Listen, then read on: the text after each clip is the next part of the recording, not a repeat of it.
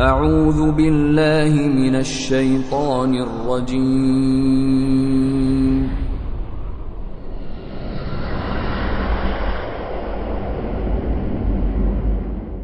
بسم الله الرحمن الرحيم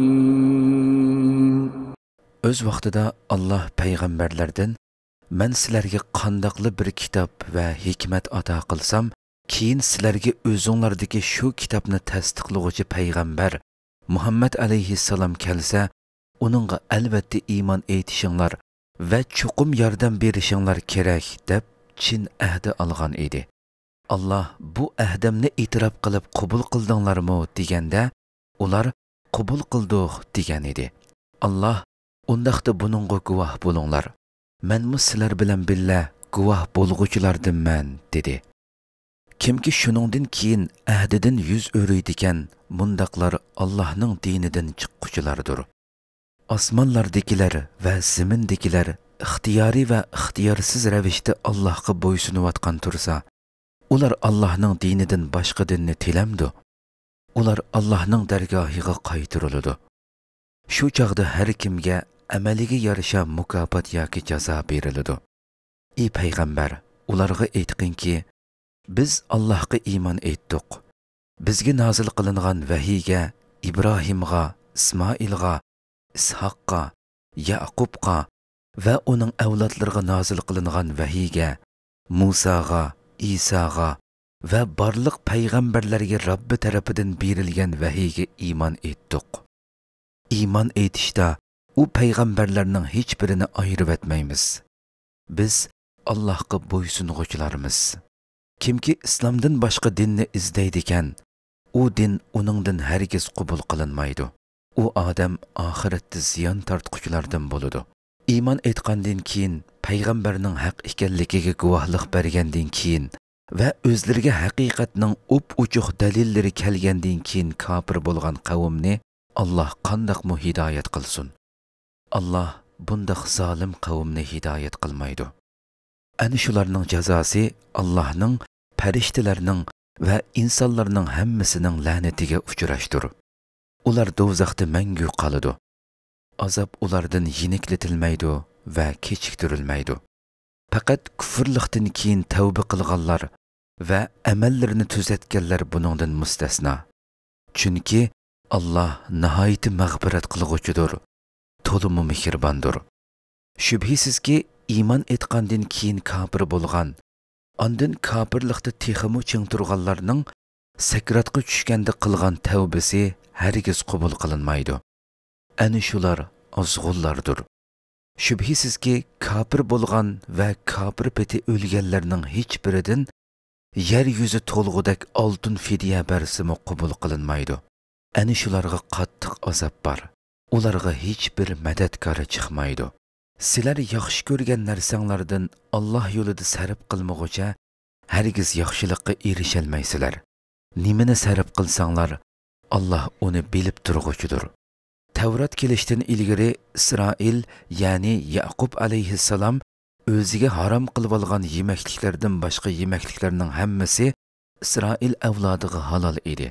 Ey payg'ambar, ularga aytqinki, agar sizlar Yaqub o'ziga harom qilib olgan yemakliklarni Alloh harom qilgan degan so'zinglarda rostchil bo'lsanglar, Tavratni elib kelib o'qib beqinglar. Shuningdan keyin kimki Alloh nomidan yolg'onni to'qiydi ekan, ana shular o'ziga zulm qilg'uvchilardir. Aytqinki, Alloh rost aytdi. Ibrohimning to'g'ri diniga agishinglar. U mushriklardan emas edi. Shaksizki jahon ahliga barakat va hidoyat bo'lgan, insonlarga ibodat uchun selingan tunji uy Makkadagi uy Ka'badir. Uningda up-uchuq alomatlar borki, maqomi Ibrohim shularning biridir. Masjidi haramga kirgan odam amin bo'ladi. Qodir bo'la olgan kishilarning Ka'baga kelib haj qilishi Allohning insonlar ustidagi haqqidir. Kimki buni inkor qiladigan, bilib qo'ysunki, Allah jahon ahlidan behojatdir. Ey payg'ambar, aytqinki, ey ahli kitob, Allah qilmishinglarni ko'rib turadigan tursa, sizlar buni bilib turib, nima uchun Allohning oyatlarini inkor qilasizlar?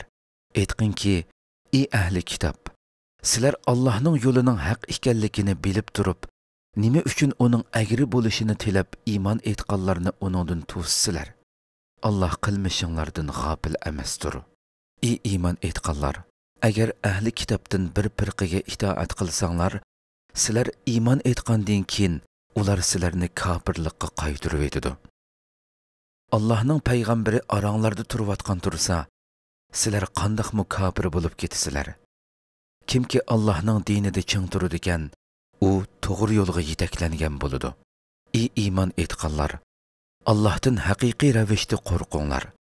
Faqat musulmonlik holatinglar bilan o'linglar. Hammanglar Allohning arg'amchisiga, diniga mahkam esilinglar. Bo'linmanglar. Allohning sizlarga bergan ne'matini aslanglar. O'z vaqtida sizlar o'zaro dushman edinglar. Alloh dilinglarni birlashtirdi. Uning ne'mati bilan sizlar o'zaro qarindosh bo'ldinglar. Sizlar do'zax chuqurining kirvikida, kufr ichida edinglar. Alloh sizlarni islom bilan uningdan qutqizdi. Sizlarning hidoyat tepishinglar uchun Alloh oyatlarini sizlarga mana shundoq bayon qiladi. Sizlarning oranglarda kishilarni xayrlik ishlarga da'vat qiladigan, yaxshi ishlarga buyurib, yomon ishlardan to'sadigan bir jamoa bo'lsin. Ana shular maqsadiga erishguchilardir. Sizlar o'zlariga haqiqatning up-uchuq dalillari kelgandan keyin bo'linib ketishgan va ixtilof qilishgan kishilardek bo'lmanglar. Ba'zi yuzlar oqirib ketadigan, ba'zi yuzlar qoridab ketadigan qiyomat kunida yuzi qoridab ketganlarga iymon etqininglardan keyin kofir bo'ldinglarmi? Kofir bo'lganliginglar uchun azobni tetinglar deyiladi. Yuzi oqirib ketganlarga kelsak, ular Allohning rahmati bo'lgan jannatda bo'ladi. Ular u yerda mangu turadi. Mana bu Allohning oyatlaridirki, ey payg'ambar, biz uni sana haqiqati bilan o'qib beryapmiz. Alloh jahon ahliga zulm qilishni xohlamaydi. Osmonlardagi va zimindagi narsalar Allohningdir. Ishlar Allohga qaytariladi. Ey Muhammad ummati, sizlar insonlarning manfaati uchun o'ttirg'a chiqarilgan, kishilarni yaxshilikqa buyurib yomonlikdan to'sadigan, Allohga mukammal iymon etadigan eng yaxshi ummatsizlar. Agar ahli kitobmi iymon etgan bo'lsa, ular uchun albatta yaxshi bo'ladi. Ularning ichida mu'minlarmi bor? Ularning to'lisi dindan chiqib ketgan fosiqlardir. Ular sizlarga azor berishdan boshqa hech qanday ziyon zahmat yetkazolmaydi. Agar sizlar bilan urushsa, sizlarga orqasini qilib tikib etadi. Uningdan keyin ularga yordam berilmaydi. Qayerda bo'lsin, ularning Allohning va musulmonlarning himoyasida bo'lganlardan boshqalari xorliqqa mahkum qilindi. Allohning g'azabiga uchradi. Bu ularning Allohning oyatlarini inkor qilganligi va payg'ambarlarni nohaq o'ldirganligi tufaylidandir. Yana bu ularning Allohga osiylik qilganligi va Allohning cheklimasidan chetnab ketganligi sababidandir. Ular Allohga va oxirat kuniga ishindi. Kishilarni yaxshi ishlarga buyurib, yomon ishlardan to'sidi. Yaxshi ishlarda bir-biri bilan baslashidi. Ana shular yaxshilardandir. Ular har qanday yaxshilikni qilsin, u mukofotsiz qolmaydi. Alloh taqvodorlarni obdan biladi. Shubhisizki, kufrida ching turib olganlarning pul mollari, bolalari Allohning azobi oldida hech narsaga dal bo'la olmaydi. Ana shular do'zax ahlidir. Do'zaxda mangu qoladi. Ularning bu dunyoda sarf qilgan narsalari o'zlariga zulm qilgan bir qavmning so'g'uq bo'ron nabud qilayotgan ziroitiga o'xshaydi. Alloh ularga zulm qilmadi, lekin ular o'ziga o'zi zulm qildi. Ey iymon etganlar, sizlardan bo'lmaganlarni o'zinglarga sirdosh qilib olmanglar. Ular sizlarga buzg'unchilik qilishda bo'shanglik qilmaydi. Ular sizlarning mushaqqatli qilishinglarni orzu qiladi. Ularning dushmanligi ig'izlaridan ma'lum bo'lib turadi. Ularning dillarida yushirganlari texmi cho'ngdir.